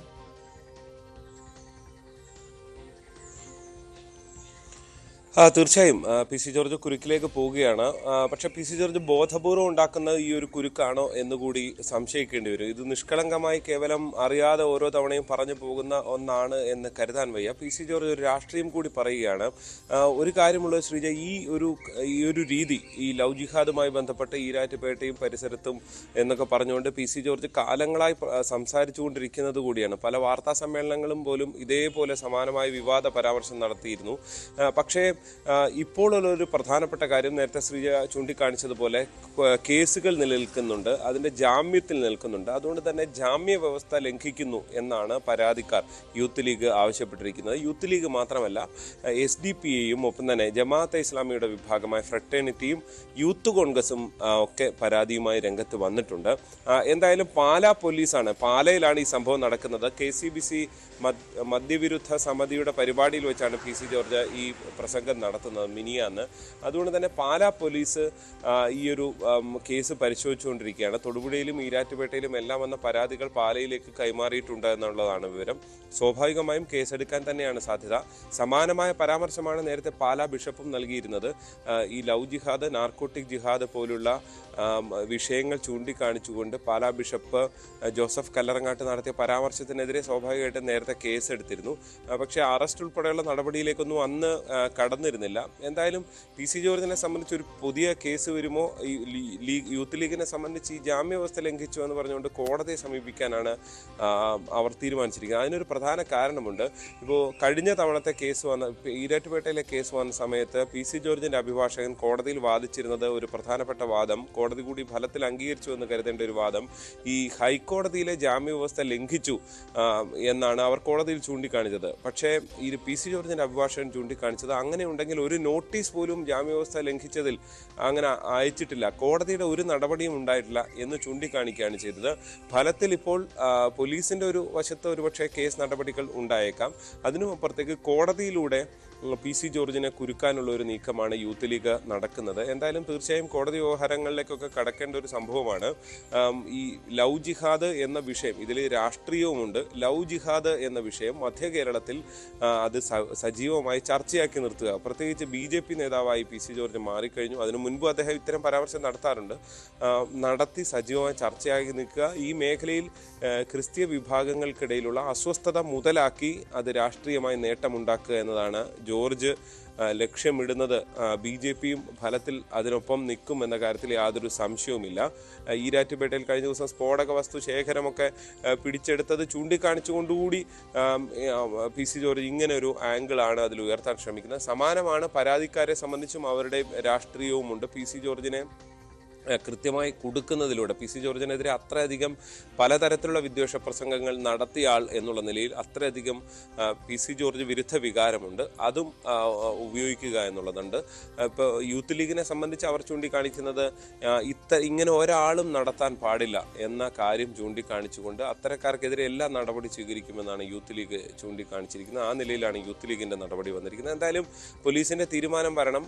പോലീസ് കേസെടുക്കുമോ എന്നുള്ളത് ഒരു വശത്ത് പ്രധാനപ്പെട്ടതാണ്. രണ്ടാമത്തെ പ്രധാനപ്പെട്ടത് ഈ ജാമ്യവ്യവസ്ഥ ലംഘനം ചൂണ്ടിക്കാണിച്ച് കോടതി എന്തെങ്കിലും നടപടി എടുക്കുമോ എന്നും അറിയണം. ശ്രീജ, തീർച്ചയായും ശ്രീജിത്ത് പറഞ്ഞതുപോലെ ഇതങ്ങനെ നിഷ്കളങ്കമോ അറിയാതെ സംഭവിച്ചതോ ഒന്നുമാകാൻ ഒരു സാധ്യതയുമില്ല. പി സി ജോർജ് കേരള സമൂഹത്തിന് മുൻപിൽ കഴിഞ്ഞ കുറേ കാലമായുള്ള ആളാണ്. അതുകൊണ്ട് തന്നെ നമുക്ക് ഉറപ്പിച്ച് പറയാം, പി സി ജോർജിന് കൃത്യമായ ചില ലക്ഷ്യങ്ങളുണ്ട് ഇത്തരം പരാമർശങ്ങൾ നിരന്തരം നടത്തുന്നതിൽ.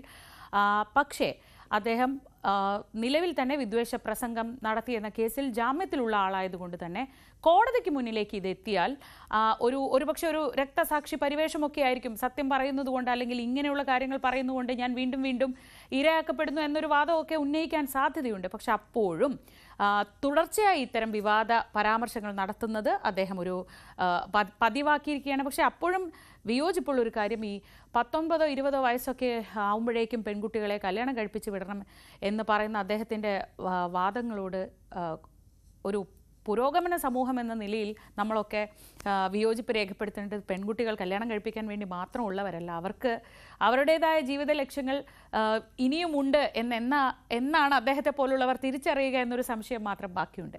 ബാക്കി വാർത്തകളിലേക്ക് പോകാം നമുക്ക്. ഇടുക്കിയിൽ അനധികൃതമായി സ്ഫോടക വസ്തുക്കൾ കണ്ടെത്തിയ സംഭവത്തിൽ 3 പേരെ കൂടി അറസ്റ്റ് ചെയ്തു. ഉപ്പുതറ കൽത്തൊട്ടി സ്വദേശികളായ ജോസഫ്, റോയി, പൂപ്പാറ സ്വദേശി ബിജു എന്നിവരാണ് പിടിയിലായത്.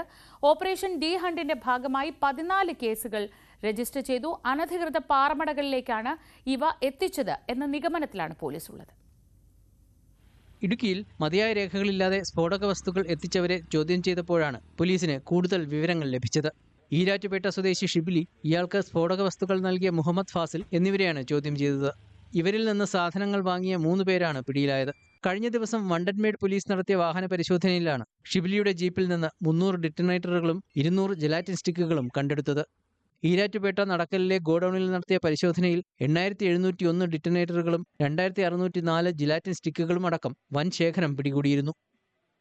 അതുമായിട്ട് ബന്ധപ്പെട്ട അന്വേഷണം നടന്നു വരുന്നതാണ്. അതുമായിട്ട് ബന്ധപ്പെട്ട് ഇന്ന് ജില്ലയിൽ 15 ഇടങ്ങളോളം റെയ്ഡുകൾ നടത്തിയിട്ടുണ്ട്. കൂടുതൽ വിപുലമായ അന്വേഷണം നടന്നു വരികയാണ്. ഓപ്പറേഷൻ ഡി ഹണ്ടിന്റെ ഭാഗമായി ജില്ലയിൽ വ്യാപക പരിശോധനയും നടത്തി. 14 കേസുകളും രജിസ്റ്റർ ചെയ്തു. ബസ് സ്റ്റാൻഡുകൾ, മാർക്കറ്റുകൾ, റിസോർട്ടുകൾ, ഇതര സംസ്ഥാന തൊഴിലാളികൾ താമസിക്കുന്ന സ്ഥലങ്ങൾ എന്നിവിടങ്ങളിലാണ് പരിശോധന നടത്തിയത്.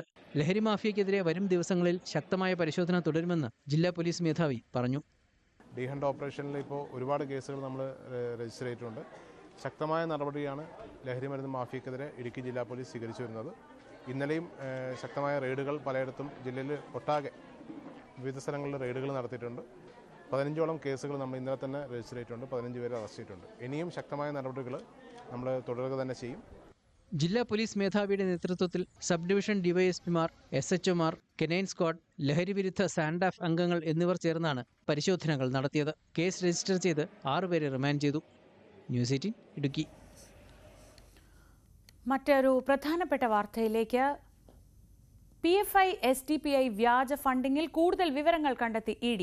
നിയമവിരുദ്ധമായി വിദേശത്ത് ഫണ്ട് സ്വരൂപിക്കുകയും ഇന്ത്യയിലേക്ക് അത് കൈമാറ്റം ചെയ്യുകയും ഉണ്ടായതിന്റെ തെളിവുകൾ EDക്ക് ലഭിച്ചു. 2009 മെയ് മുതൽ 2022 മെയ് വരെ PFIയുടെ 29 അക്കൗണ്ടുകളിലേക്ക് 262 കോടിയിലധികം രൂപ നിക്ഷേപിച്ചതായാണ് അന്വേഷണത്തിൽ കണ്ടെത്തിയത്.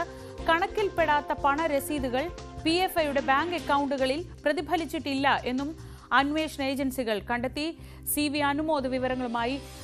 അനുമോദ്, ED ഈ വിഷയത്തിൽ നടത്തിയ വിശദമായ അന്വേഷണത്തിൽ ഇപ്പോൾ കൂടുതൽ വിവരങ്ങളാണ് പുറത്തുവരുന്നത്.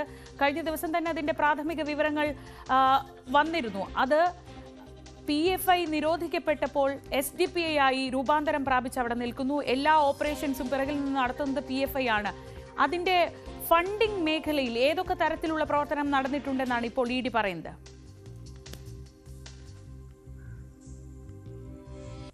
Sreeja, good morning. EDയുടെ ഈ കണ്ടെത്തൽ PFIയുടെ ഫണ്ടിങ്ങിൻ്റെ താഴെ തട്ടിലേക്ക് കടന്നിറങ്ങുന്ന തരത്തിലാണ് പുറത്തു വന്നിരിക്കുന്നത്. ഏറ്റവും പ്രധാനപ്പെട്ട ഒരു കാര്യം, 2009 മെയ് മാസം മുതൽ 2022 മെയ് മാസം വരെ ഏതാണ്ട് 262 കോടി രൂപ 29 അക്കൗണ്ടുകളിലായിട്ട് കൈകാര്യം ചെയ്തിട്ടുണ്ട്. ഇതിന് പുറമെ 32 കോടിയിലധികം രൂപ രേഖകളിൽപ്പെടാതെ ക്യാഷ് മാർഗമായിട്ടും കൈകാര്യം ചെയ്തിട്ടുണ്ട്.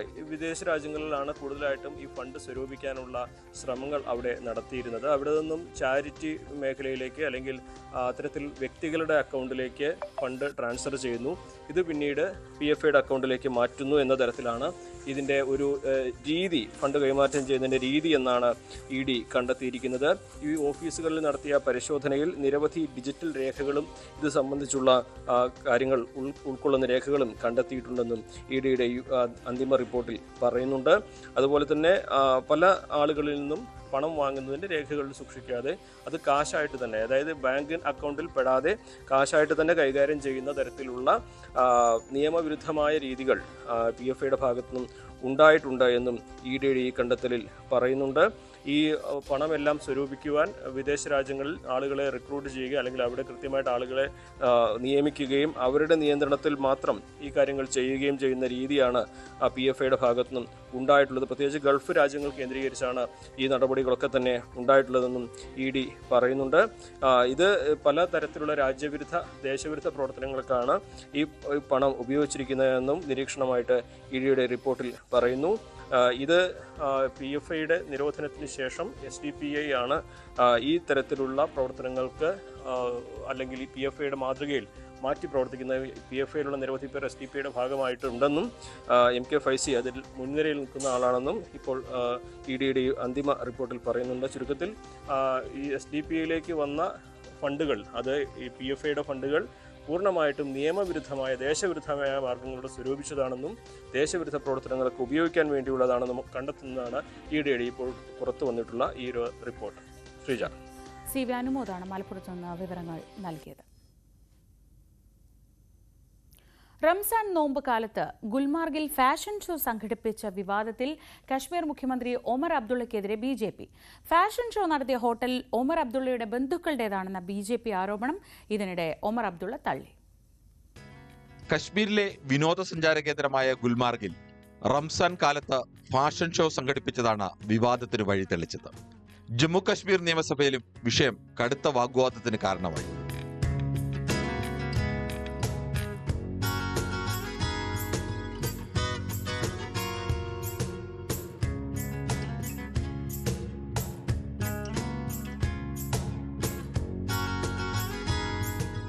മുഖ്യമന്ത്രി ഒമർ അബ്ദുള്ളയുടെ ബന്ധുക്കളുടെ ഉടമസ്ഥതയിലുള്ളതാണ് ഫാഷൻ ഷോ നടത്തിയ ഹോട്ടലെന്ന് BJP ആരോപിച്ചു. എന്നാൽ ഫാഷൻ ഷോയ്ക്ക് സർക്കാരുമായി ബന്ധമില്ലെന്നും സ്വകാര്യ ചടങ്ങായിരുന്നു ഇതെന്നും പറഞ്ഞ ഒമർ അബ്ദുള്ള പരിപാടിയെക്കുറിച്ച് അന്വേഷണവും പ്രഖ്യാപിച്ചു. ये सही है कि हमने इस मामले में इंक्वायरी ऑर्डर की है. एक प्राइवेट पार्टी के तहत 4 रोज का एक इवेंट ऑर्गेनाइज करने की बात हुई थी. उस फैशन शो को ऑर्गेनाइज किया था. उन्होंने अपने अकल का इस्तेमाल नहीं किया. उन्होंने इस बारे में नहीं सोचा कि वो कहां पे कर रहे हैं और किस वक्त में कर रहे हैं. മുഖ്യമന്ത്രിയുടെ ബന്ധുക്കളുടെ ഹോട്ടലിൽ നടന്ന പരിപാടി മുഖ്യമന്ത്രി അറിഞ്ഞില്ലെന്ന് പറയുന്നത് വിശ്വസിക്കാനാവില്ലെന്ന് ജമ്മു കശ്മീർ പ്രതിപക്ഷ നേതാവും BJP MLAയുമായ സുനിൽ ശർമ്മ പറഞ്ഞു. നിന്ദാകരമെന്നും കശ്മീരി മൂല്യങ്ങൾക്കു നേരെയുള്ള ആക്രമണമെന്നുമായിരുന്നു മുൻ മുഖ്യമന്ത്രിയും PDP നേതാവുമായ മെഹബൂബ മുഫ്തിയുടെ പ്രതികരണം.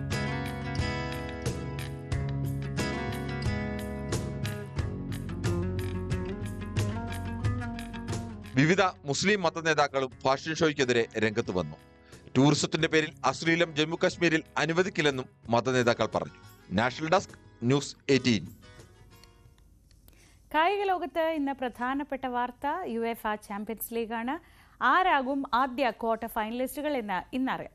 പ്രീ ക്വാർട്ടർ രണ്ടാം പാദത്തിൽ ബയൺ മ്യൂണിക് ബയർ ലെവർകൂസനെയും ലിവർപൂൾ PSG-യെയും ബാഴ്സലോണ ബെനഫിക്കയെയും നേരിടും. പ്രീ ക്വാർട്ടർ ആദ്യ പാദത്തിൽ ബയൺ മ്യൂണിക് ലെവർകൂസനെ എതിരില്ലാത്ത 3 ഗോളുകൾക്ക് തകർത്തിരുന്നു. 1 ഗോളിനായിരുന്നു ലിവർപൂളിന്റെയും ബാഴ്സലോണയുടെയും ജയം.